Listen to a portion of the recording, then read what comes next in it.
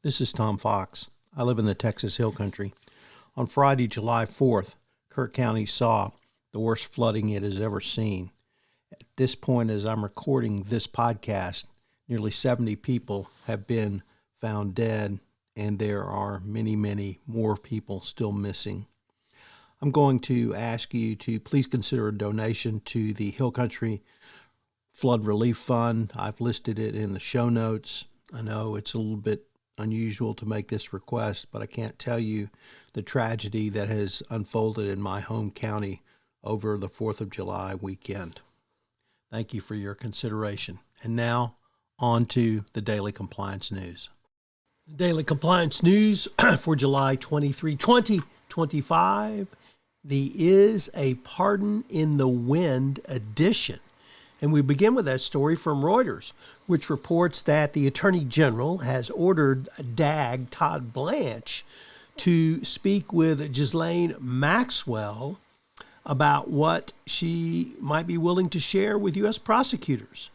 And this decision to request a meeting comes as Attorney General Pam Bondi has faced increasing pressure from Donald Trump supporters to release materials related to Jeffrey Epstein. So, is a pardon in the wind for Ms. Maxwell? Well, if she will testify that Donald Trump is not involved, what do you think? Next up, from the New York Times Deal Book, Mike Lynch's estate, he of autonomy fame, has been ordered to pay $945 million to Hewlett-Packard for his actions in the 2011 sale of his company to HP.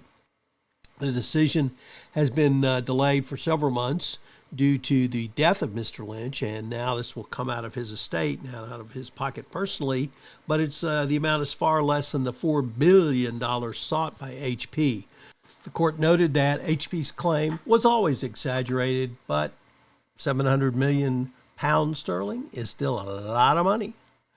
Next up, from the Wall Street Journal, protests have broken out over the actions by Ukrainian President Zelensky to defang the U.S.-backed anti-corruption agency.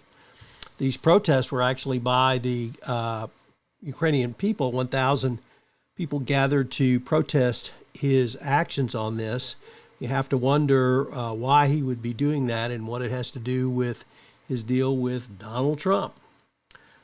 And our final story comes to us from ABC 7 Chicago, which reports that the former CEO of ComEd, or Com Edison, was sentenced today to 2 years in jail. This is part of the fallout from the Mike Madigan case, which occupied a large part of Chicago and Illinois over the past several years.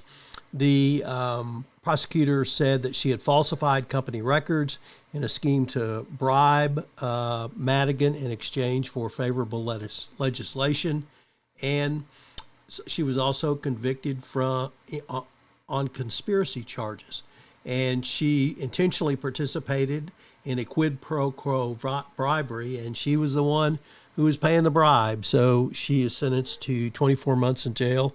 This is really a sordid affair of Illinois politics, like I said, over the past several years. And I would say it's put a black eye on the state of Illinois, but that black eye from corruption, unfortunately, was already there. Over the July 4th weekend, we had perhaps the worst tragedy to ever hit my home county in its history over this weekend. And myself and my family are fine, but multiple others who lost loved ones, lost family members, are obviously not fine. So if you can find your way to help with any donation, I would greatly appreciate it. This is Tom Fox. Thank you very much.